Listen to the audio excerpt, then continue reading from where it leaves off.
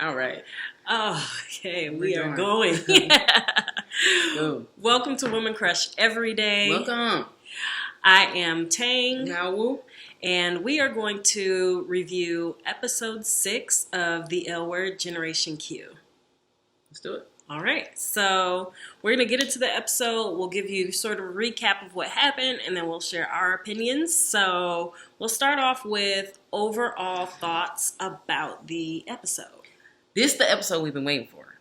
This is the episode that we've all been waiting for. At least I think. I don't know if we're going to just jump right into it. We see Bette. Tina. What am I talking about? We see Tina.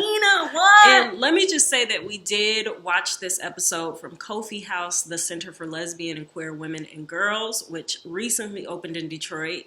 Amazing. So we watched it with a group of other queer identified women, and the collective roar that came over the room when Tina showed up was something that should have been captured. Yeah. It was absolutely. Joy and Absolutely. shock. Absolutely. And one of the folks who was watching it with us, she told us she had to hold that secret in because she saw some sort of spoiler, and she's like, so she was waiting for Tina to surprise us all, and it was a very authentic surprise. Yes.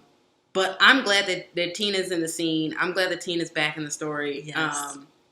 I was a fan of the Tibet situation in the original L Word, and was kind of sad that Tina wasn't around anymore. So to have her surprise us in the way that she did was really cool.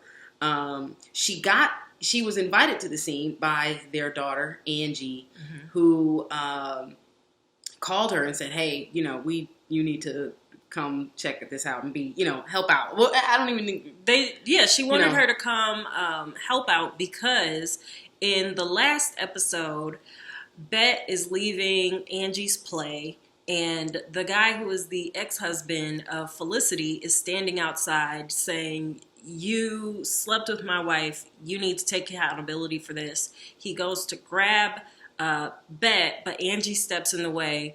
Bette sees that he pushes Angie. She pushes him down the steps. It looks like he almost died. Apparently, he's not dead. But press is all over her house. And it's a high-stress situation. Angie can't even stay there that night. It's a good excuse for her to go have a little time with Jordy. And so when we open up, Tina is there. And it's great. She and Bette are trying to figure out what to do about the situation. How did things go down? What do they do moving forward? Is Angie okay? So it was really nice to see them parent together. I didn't like them as a couple until the last time they got back together.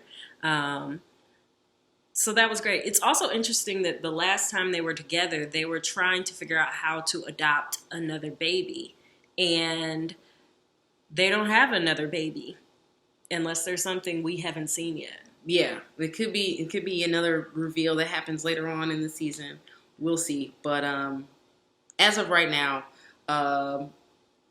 Tina comes in, and it was an interesting experience. So like first, we see them, we're all kind of excited, like, okay, where is this going?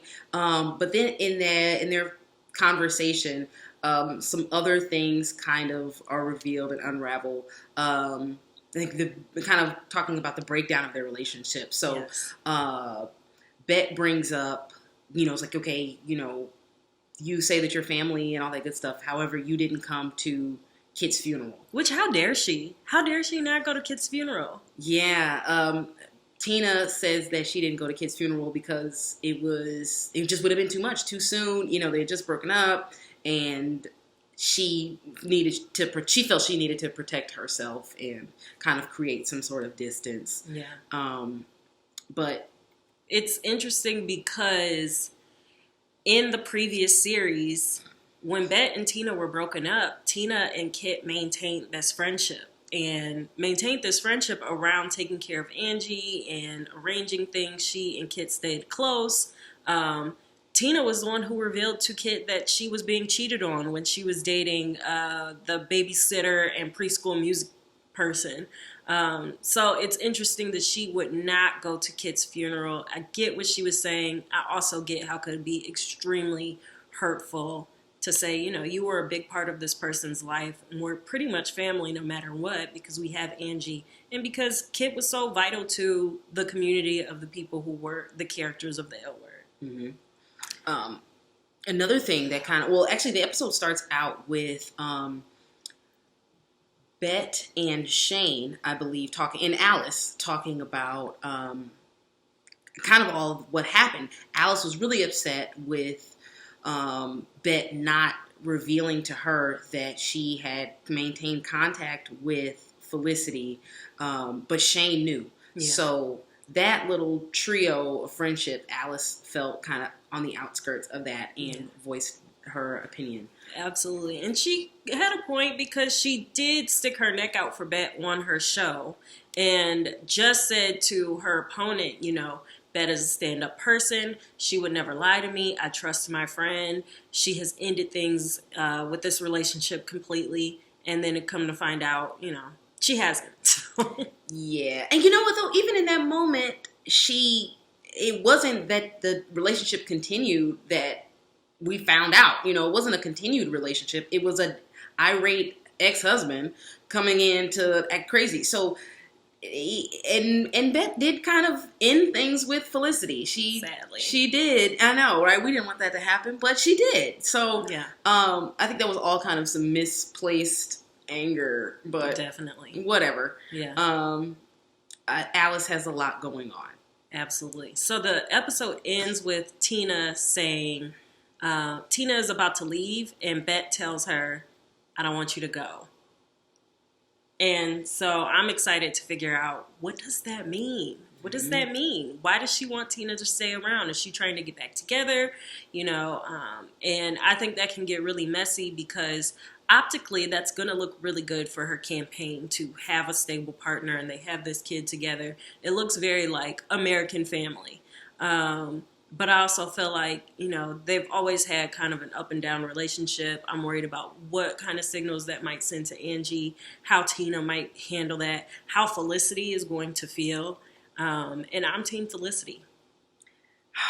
Oh, man. If Felicity comes back around, that will be interesting. I think, some conflict around Felicity and Tina. I think it'd be a cool way to keep this spicy story going. Yeah, definitely. Let's talk about Nat. Okay. Nat, yeah. Alice, and Gigi. Mm-hmm. So they are still trying to figure out how to be out or closeted as a throuple. And they are out at the restaurant. This woman says, oh, it's so nice to see 3 best friends out. And Gigi's like, we're not best friends. And pretty much insinuates, like, we are all together. Nat is extremely annoyed by this. And she's still having some conflicting feelings about having this relationship with her ex-wife, whom she has all this baggage with, but also all this love for, and Alice, who she has a pretty good relationship with, and what that will look like to their kids. And their kids end up leaving each one of them little notes about Mama. I thought Alice's was funny because it M. Alice Malice. Yeah, they called everybody else moms. It was like mom Nat, mom Gigi, and then M. Alice. So cute. Yeah, she's not mom yet. No. They're trying to figure it out. But yeah. So pretty much the point is, the kids already kind of accepted what's happening. They may not understand completely what's going on, but they don't seem to be terribly bothered or confused by it. So what does that mean for their relationship? Nat tries to kick Gigi out, and Alice pretty much comes to Gigi's defense and is just like, no, she's a part of this. You need to embrace her. You have to stop being afraid. I'm okay with what's going on. I still predict this is going to end in flames with Nat being kicked out and Alice and Gigi being together, because Gigi kissed Alice on the way out when she got kicked out. It's an exciting storyline, though. Yeah, we're going to see where that goes. Yeah. So, Finley and Sophie. So hot ass mess. I always get their names confused. This is Lena or is this Tess? This is Tess? Tess. All right, cool. Tess and Finley had a wild night in the last episode. They start drinking. She's back to her old pastimes, and she wakes up in the bar. Shane comes in, sees them waking up and getting it together, and she kind of says, "Hey, I could fire you for all this, but I'm not. Clean this shit up, and yada yada." So Tess is like, "Cool, got it. We're gonna handle that." But then we see her later on in the night, and she's drinking again. She's back to the bottle. She's back to having a good time. And I think this may be because, and correct me if I'm wrong, this may be because Finley returns to the bar later on in the evening with Sophie. Yes. And things are kind of like getting they're a little flirty, a little interesting with them. And Finley, it starts out because Finley is sharing with Sophie just, more of her history, more of things that are going on. She feels like she's a total fuck up, and Sophie is insisting that she's not a total fuck up. Which is a lie. It's an absolute lie. But, Sophie is really putting the gas on Finley and just letting her know, hey, I see you aren't as bad as everybody is making you seem. So they have a bro night, and that's where they kind of go out, get even more drunk, and just have a good time. We see them on the bike where Sophie is holding Finley, kind of passed doing a out, little caressing thing on the side. Yeah, so they have this really flirty night, and end up falling asleep on the couch, cuddled up. Yes, in complete cuddle mode. And Dani walks in to see Sophie and Finley. Which her reaction didn't say, "I'm angry about this." I think she took it as like innocent night out. But if Dani had seen the looks that they were giving each other on the dance floor and all that holding on the bike on the way home, I think she would have different feelings about it. Well, I think in a lot of ways, Dani is over a lot of Sophie's shenanigans in a way. Like, the last episode, she was kind of irritated by the fact that Sophie was trying to force a conversation out of Dani. Sophie doesn't understand how Dani processes information and her emotions, and she needs her alone time. She needs space. But Sophie's really adamant about, like, give me all that attention. So I think in a way she's like, hey, look, if you're finding solace over there and we're still good, I'll kind of let you handle and process the way you need to handle. I'm not going to trip. But I also think something else that's happening with that is Dani is attracted to Bette. And actually, definitely. I don't want to say that outright because those words haven't been said, but I mean, we've been seeing it sprinkled throughout the season where Dani's looking at Bette in a way that's like, I don't know, you're really special. You're super, super special. And then she does have a conversation with her because Bette, in light of almost killing this guy, she's considering dropping out of the race.